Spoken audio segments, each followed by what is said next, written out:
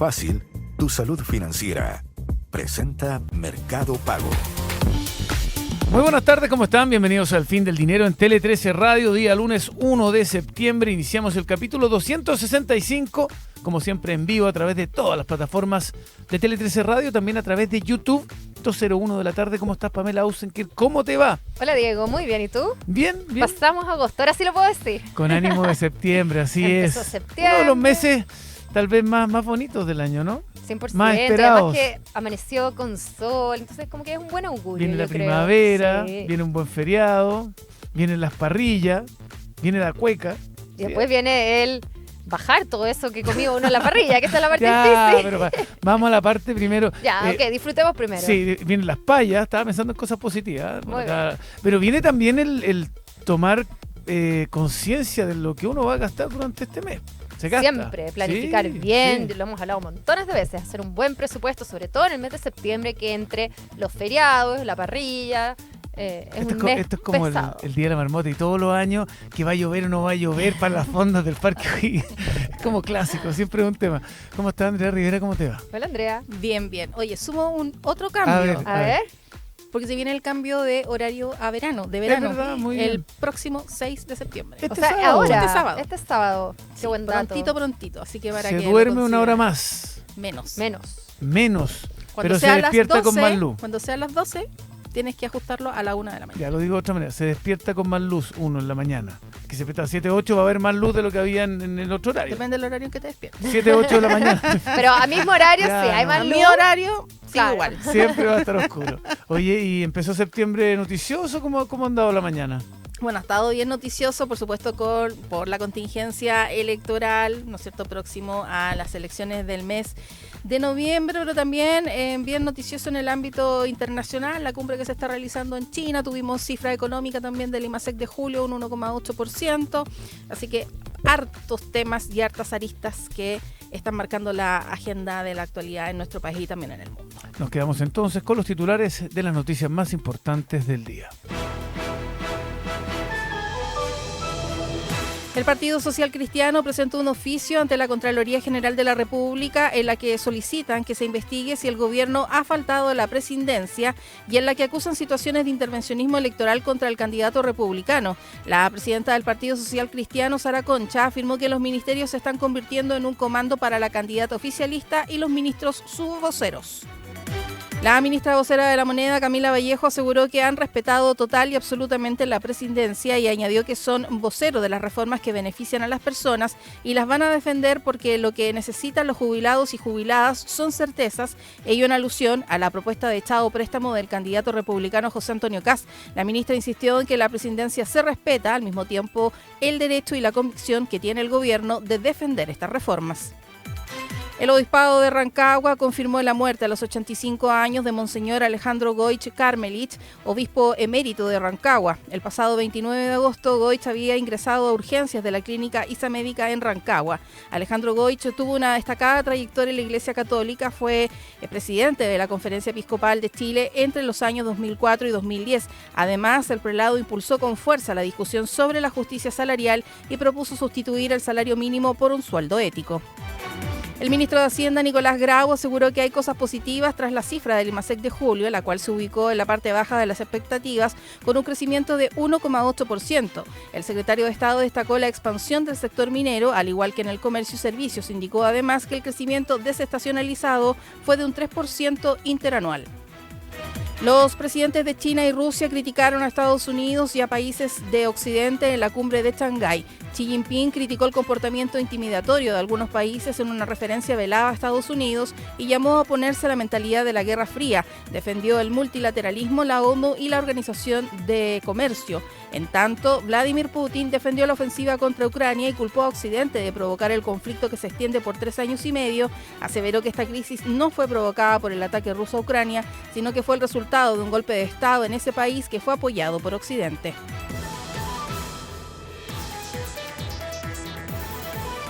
Escuchas El Fin del Dinero.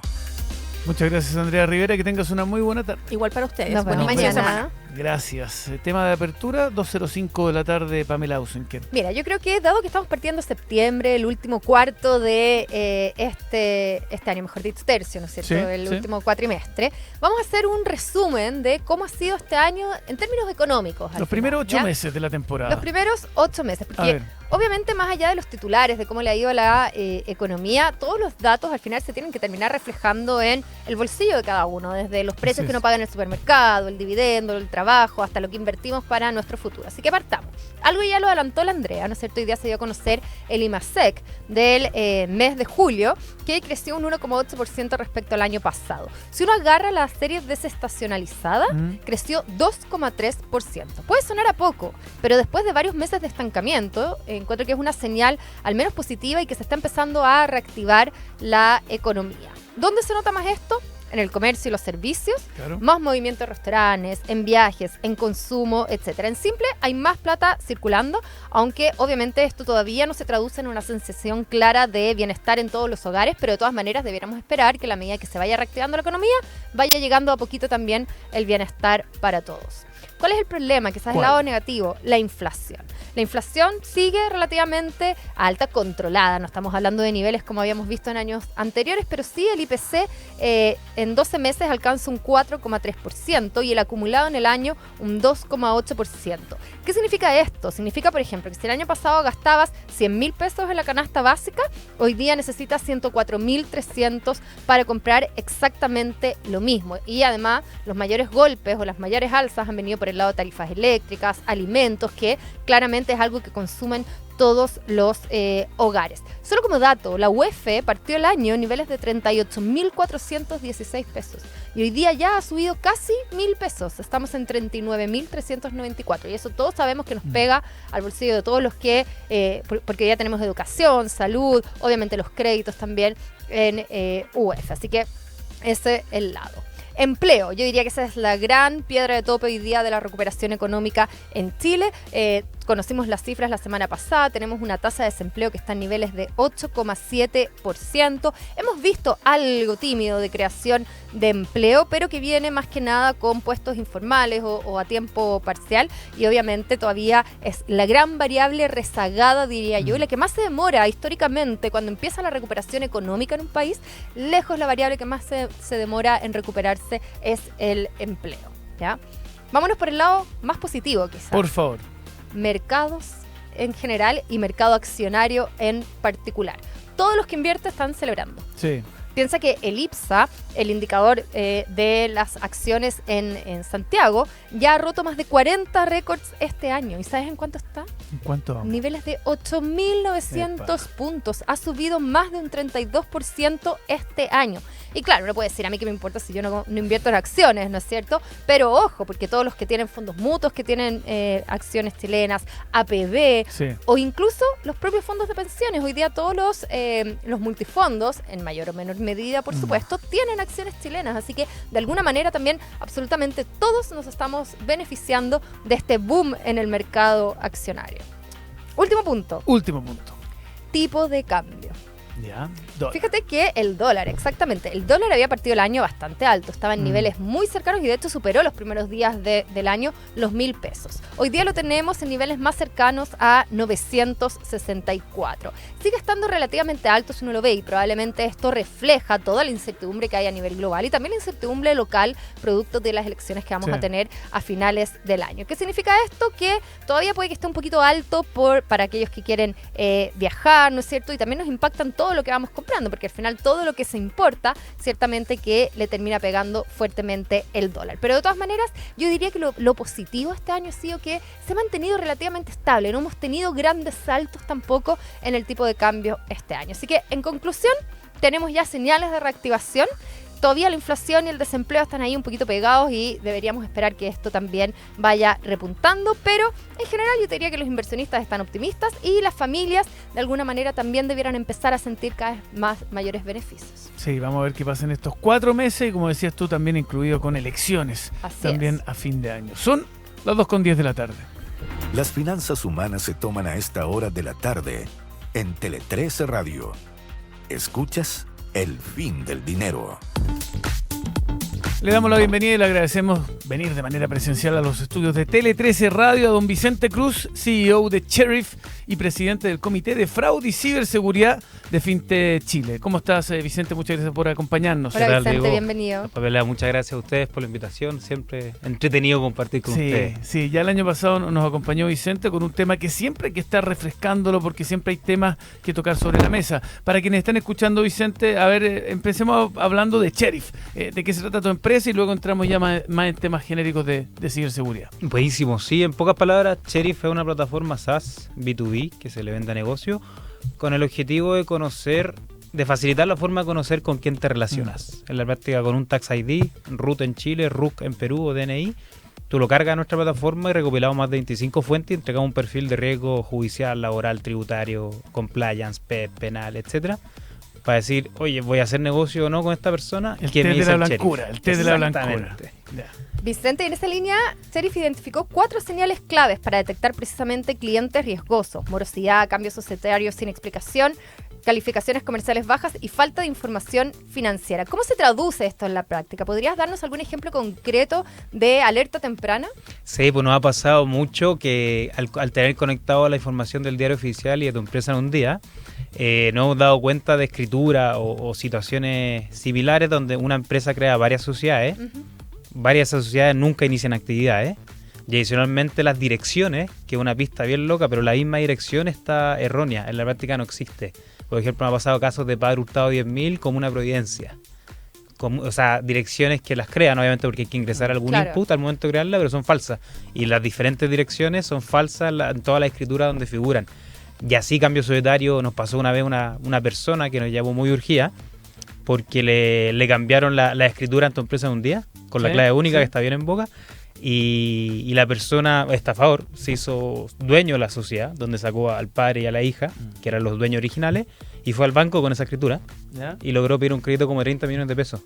Y como figuraba en el registro que él era el socio, le dieron las cuentas corrientes, le dieron el crédito, y después el perico desaparece. Y todo eso lo vamos monitoreando. Obviamente nos gustaría que mucha gente ocupara Cherif para evitar esa instancia, pero así te puedo contar, pero chorrocientos casos, personas que tienen 66 sociedades creadas en 3 años. Pero una locura. Oye, Vicente, ¿y las empresas en general, bajo la perspectiva tuya y de tu empresa, están conscientes del riesgo o todavía predomina ese optimismo que a la hora de cerrar no va a pasar esto? Están muy conscientes del riesgo. Lo bonito de Cherif es que lo hemos visto porque cuando la cosa estuvo mal, Cherif partió en pandemia, post-pandemia, el 2021, y la gente igual consultaba porque veía mucho riesgo en el mercado. Entonces querían saber cómo estaba toda su cartera de proveedores, de clientes, para ver si había continuidad en los negocios. Y ahora que se puede ver un poquito más de reactivación versus 3 años atrás, la gente también investiga más porque está volviendo a abrir sus puertas a hacer negocios. Entonces, entretenido, cuando está mal la cosa, se resguardan, investigan igual, y cuando la cosa está más próspera, investigan más porque quieren hacer más negocios. Entonces, bien entretenido, pero las empresas no saben de esto. O sea, nos ha pasado con gerencias de grandes empresas que no sabían que podían ver información en el Poder Judicial pública de causas civiles, por ejemplo, de demandas de la misma empresa con la que eres proveedor, con alguna otra empresa de la competencia, esta misma gran empresa, cosas así como bien básicas, que mi experiencia de 12 años en inversiones la veía todos los días, si no me tiraban la oreja, si le prestaba plata a una empresa sin haberla investigado. Y hay mucha información que está disponible, pero que la gente no sabe que existe. O no sabe dónde buscarla. Claro. Exactamente. Oye, y Vicente, ahí Cherif habla de risk scoring y monitoreo constante. ¿Cómo funciona esto en la práctica? ¿Qué diferencia hay entre usar este tipo de sistema versus los análisis tradicionales que tú mismo decías de, bueno, yo voy y busco la información, etcétera? Sí, en la práctica Cherif nace porque trabajando en activo alternativo yo siempre tenía que evaluar operaciones para poder prestarle dinero para los fondos de inversión en los que trabajaba, y me demoraba como 25 días, un mes en armar una ficha completa, pidiendo la carpeta tributaria, revisando manual del Poder Judicial, pidiéndole la información de morosidad, etcétera, y me daba cuenta que todas estas fuentes estaban disponibles, públicas o se podían contratar a través del proveedor, y dije, bueno, voy a armar una plataforma que en 5 segundos te arme un screening de cómo está tu contraparte. Y filtráis al tiro, la hacía el CEASO, la prueba de la bancura, como se conté, de decir, con ellos avanzo y con él no. Y después insisto en pedirle contratos, carpetas tributarias y más antecedentes. Entonces así nace un poquito el cómo atajarlo. Me demoraba demasiado tiempo en poder hacer este screening rapidito. y perdía 1 kilo porque el 98% de los casos eran gente que estaba no apta para recibir un crédito. Claro. Sí, Vicente, yo sé que este es un paréntesis, pero puede ser una situación totalmente extrema y también por la cobertura que ha tenido y por la envergadura. Me refiero al caso bastante emblemático con respecto al procedimiento de delitos económicos que se llevó en la región de la Araucanía, con más de 41 personas detenidas, esta operación Imperio que le llamaban. Un poco también viene a demostrar muchas veces los grises que tiene el sistema y donde muchas personas pueden llegar evidentemente a este nivel, todas las personas detenidas, donde de alguna manera falsificaban títulos universitarios, cédulas de identidad, bancarizaban personas que no eran sujetas de crédito, con uno de los delitos económicos más llamativos del último tiempo, de hecho. Lo encuentro, o sea, para nosotros es bastante impactante que se haya podido lograr casi 3.000 millones en este fraude. O sea, aquellas instancias donde se crearon empresas, donde hubo tráfico de influencias con funcionarios de las Express, del Poder Judicial, que es muy lamentable. Nosotros hicimos, obviamente, a través del diario, vimos la noticia y cargamos nombres que salían, pues, hicimos nuestra propia investigación como sheriff, ¿sí? Para ver internamente si hubiésemos podido agarrar los casos. Y efectivamente, eran gente que tenían antecedentes penales, eran gente que tenían varias sociedades, había una malla bien entretenida donde en promedio cada una de las personas asociadas tenían 3 a 4 sociedades, con más socios por detrás. Entonces son señales que con información pública se podrían haber detectado. Mira. Y poder evitar estos 3.000 millones, que es un fraude al fisco, Claro. hacer cómplice a gente que realmente no tenía las capacidades para saber que está metiendo en un fraude, porque a ellos les pagaban por su clave única, Claro. pero les pagaban una parte muy chica versus todo lo que podían ganar los estafadores. Claro. Entonces le pasa ahí el vil dinero a la persona, después esta persona desaparece y yo me hago cómplice sin querer queriendo. Y en esa línea, o sea, yo creo que el dato es bien brutal, porque hemos visto, de hecho, en este segundo trimestre, un alza histórica de casi 90% en los casos penales por fraude en Chile. ¿Qué explica este momento? ¿Qué explica este número? ¿Qué dice del momento también que viven las empresas en Chile? ¿Cómo lo analizas tú estando del otro lado, monitoreando un poco todo lo que está pasando? A mí me llaman harto los clientes para poder juntarme con ellos y ayudarlos a entender si hacen negocio o no con una contraparte. Un poco lo que decía al principio, Claro. de la información está, pero como nunca la han usado en las áreas de proveedores de compra o de fiscalía o compliance, no saben cómo interpretarla bien. Entonces nos juntamos y efectivamente hay una preocupación. En la práctica, esta digitalización de procesos, como lo es el registro de empresas y sociedades, lo cual lo encuentro maravilloso el sistema, pero abre la puerta a que la gente haga fraude. En la práctica nos pasó con una gran empresa que uno de sus proveedores estaba privado de libertad, uno de los socios, pero no tiene cómo validar eso. Entonces esta digitalización ha abierto más puertas a diferentes tipos de fraude. Como no tengo trazabilidad de quién está como socio final o beneficiario final de una empresa, voy creando sociedades como estafador en tu empresa de un día y voy licitando. Entro a las mineras con una empresa nueva, ya hace 3 años hice un fraude. Bueno, me creo una empresa nueva, borrón y cuenta nueva con otro root, que tengo 1 año de historia, le paso papeles limpios, Sindicom, ¡pum!, entro a la licitación. Pero resulta que el gallo fraudulento ya ha entrado hace 3 años. Entonces hay un proceso de reciclar fraude que no se veía hace 5 años porque el registro de empresas y sociedades agarró vuelo, te diría, post pandemia. Mira, estamos conversando con Vicente Cruz, CEO de Sheriff y presidente del Comité de Fraude y Ciberseguridad de Fintech Chile. Ahora, ¿qué rol juega finalmente la colaboración entre las empresas, no solamente entre las fintech y las autoridades, para no solamente hoy día, sino a futuro seguir avanzando en la prevención de este tipo de fraude? Estamos como Comité de Fraude y Ciberseguridad, me pongo ese sombrero un rato, ojalá no me rete Fintech Chile. Es un comité bien entretenido porque hay varios medios de pago, está ETPay, está Copec Pay, están diferentes instancias, están estudios de abogados también especialistas en fraude, ciberseguridad y en protección de datos. Y entre ellos estamos bien preocupados en justamente ver, a modo de ejemplo, cómo facilitar la operatividad o disminuir la burocracia de informar casos de fraude a los juzgados de policías locales, por ejemplo. En ese sentido, es una iniciativa que nos gusta harto porque hoy en día hay más de 300 juzgados de policía local, que depende de las municipalidades. Entonces, si alguien me hace un fraude a mí como banco, como pasarela pago, etcétera, el afectado tiene que ir al juzgado de policía local, lo cual es engorroso porque hay que estar allá, hay que estar 1 hora sentado y todo. Entonces queremos ver de alguna manera poder digitalizar eso para que haya un registro consolidado de estos casos de fraude. Y hoy día no está, Vicente, unificado toda la información que pasa en cada uno de los juzgados de policía local, pensando, por ejemplo, en la ley del consumidor u otro. No, depende de cada municipalidad, lamentablemente. Entonces hay algunas municipalidades que Las Condes, que sí tienen una plataforma digitalizada, pero municipalidad en el norte, una Arica, no tiene toda la data cargada arriba, entonces no sé si la persona que me defraudó en Arica con una tarjeta de crédito también me está defraudando en Puerto Montt con otra tarjeta de crédito, no tengo una trazabilidad, lo mismo de las sociedades, no sé quién está detrás finalmente de la operación. Entonces iniciativas de ese estilo es la que nos preocupan, porque Chile no va a parar, no le va a poner freno a mano a la digitalización, ley FinTech, Open Finance, o sea, hay que ponerle algún paralelo nosotros como privados, en colaboración con las entidades públicas, obviamente, con un registro civil que nos permita verificar la identidad, darle un doble check a la clave única también, por lo menos un doble verificación para evitar que todas estas cuentas corrientes que se puedan abrir con clave única se puedan abrir así nomás, sino que requiera una doble autenticación por celular o por correo del titular, del dueño de la clave, y con eso poder permitir que los fraudes disminuyan. O sea, estas cifras son alarmantes porque nos estamos digitalizando y es parte de que haya más fraude con digitalización. Claro, nos estamos dando cuenta al final. Exactamente. Y lo bueno es que están subiendo las causas, quiere decir que más gente está judicializando. Pero ¿hasta qué punto? Las 30.000 que van ahora pueden llegar a 100.000 en un año más.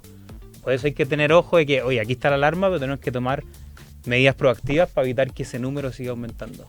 Vicente, en esa línea, bueno, como Sheriff se han ido ya a Perú, ¿no es cierto? Pero también me imagino que desde FinTech están mirando mucho qué es lo que está pasando a nivel global. Entonces, ¿qué tipo de herramientas también se pueden traer a Chile o qué es lo que debiéramos esperar que pudiéramos avanzar en Chile precisamente para poder poner un freno a todos estos fraudes? No solo seguir detectándolos, sino también tratar de evitarlos. Es una excelente pregunta, Pamela. La verdad que a lo que hemos empujado harto es casos como UK, que tienen un programa de colaboración de entidad pública privada donde los bancos fintech colaboran con el gobierno e informan en línea, o sea, respiran en línea, es una plataforma viva que van informando transacciones sospechosas con el objetivo de poder hacerle un parelé si esta persona entra por este lado, por este banco, y después entra por este lado, que hay un sistema centralizado actualizado, que te diga, ojo, esta persona ya trató de defraudar a este banco hace 5 minutos. Entonces, te diría que esa es la gran práctica, que funciona muy bien también en Singapur, en España, que queríamos replicar en Chile. Porque la práctica tenía un tema libre competencia, quería hacer que todos los actores que hacen medios de pago y banco compitan en conjunto, pero ¿qué puede hacer que no sea una colusión el día de mañana? Entonces, que el Estado sea un mediador entre la información de los diferentes bancos e instituciones, creo que puede ayudar a evitar que estos fraudes proliferen. Porque cuando alguien saca una clave única, no hace un fraude y desaparece. El caso de la Araucanía que hablamos recién, fueron 3.000 millones de pesos. O sea, el fraude la máquina la tenían andando. Y compraron vehículos, lanchas, helicópteros, etcétera. Entonces, te diría que ese es el gran punto, porque la tecnología tiene muchas restricciones para poder implementarla en Chile. Estamos legislativamente una ley de fintech recién partiendo, una ley de ciberseguridad y de IA que están en conversación. Entonces, traer tecnología nueva va a ser muy complejo en la etapa regulatoria en la que estamos, pero sí se pueden traer buenas prácticas donde haya mesas de discusión y tal vez hacer un sandbox que se puedan discutir estos temas en conjunto con las entidades públicas. Oye, me quedó una duda con respecto a los juzgados de policía local, que estábamos hablando de que los sistemas están, digamos, insertos en cada comuna y no necesariamente se relacionan entre uno y otro, y para un externo, para tener todo eso se hace sumamente difícil. Todo hay que recordar que está bajo la supervigilancia de la Corte de Apelaciones. De hecho, en la ley del consumidor, si uno apela, se va a la Corte de Apelaciones. ¿Por dónde pasaría el siguiente paso para avanzar en una eventual unificación de información de todos los juzgados de policía local en el país? Yo sé que, pero estamos en el siglo XXI, año 2025, información que si pasa en Arica, uno la puede tener independiente de que pase algo en el sur del país. Exactamente. Ahí fue, a mí me lo definieron como imposible cuando presenté la iniciativa. Yo a mi equipo siempre le digo, imposible está compuesto de I am possible.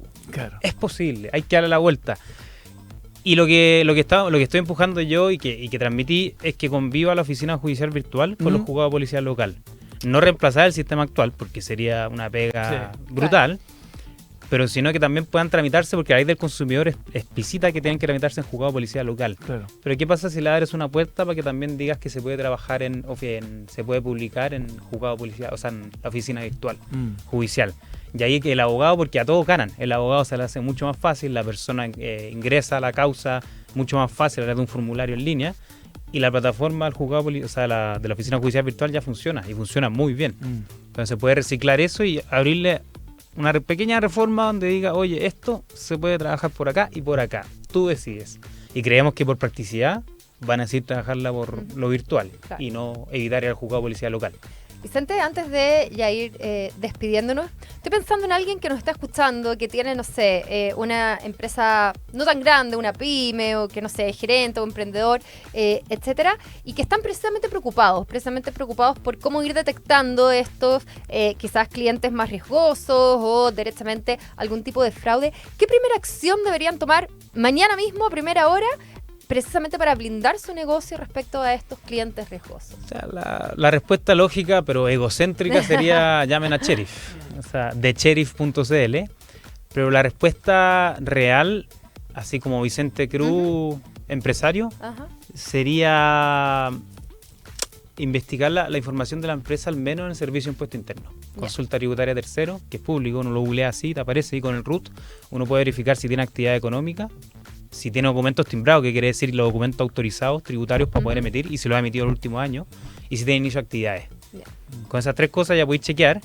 Y también se podría hacer la carpeta tributaria, pero eso implica un poquito más de conocimiento para poder entenderla, vaciarla. Idealmente pedirle algún récord de morosidades, algún boletín comercial, algún DICOM.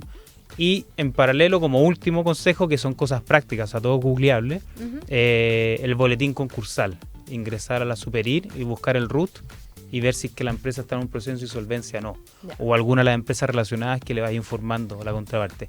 Ese es como un test para hacer una prueba de la blancura rapidito, y después se puede profundizar mucho más. O sea, tenéis poder judicial, tenéis causas civiles, penales, laborales, etcétera, y muchos certificados que se pueden solicitar también. Excelente. Perfecto. Vicente Cruz, CEO de Cherif y presidente del Comité de Fraude y Ciberseguridad de FinTech Chile. Agradecerle que haya estado nuevamente acá en el Fin del Dinero, y seguramente tendremos nuevas ocasiones para seguir hablando de estos temas. Encantado, gracias, pues. Vicente. Gracias a usted. Vicente. Un buen consejo antes de despedirnos, Pamela. ¿Sabías que ahora en Mercado Pago puedes ahorrar con distintos objetivos? Se trata de una nueva función que permite distintos fondos específicos como patente, matrícula, vacaciones o cualquier objetivo que te propongas. Lo mejor es que ese mismo dinero ahorrado puede crecer todos los días sin hacer absolutamente nada. Mercado Pago, la cuenta digital de Mercado Libre. Ya viene lo que marca la tarde acá en Tele 13 Radio junto a Agustín Lizana Nosotros nos encontramos mañana. a las 2. Que estén bien. Que estén muy bien. Abrazos. Chao, chao. Chau.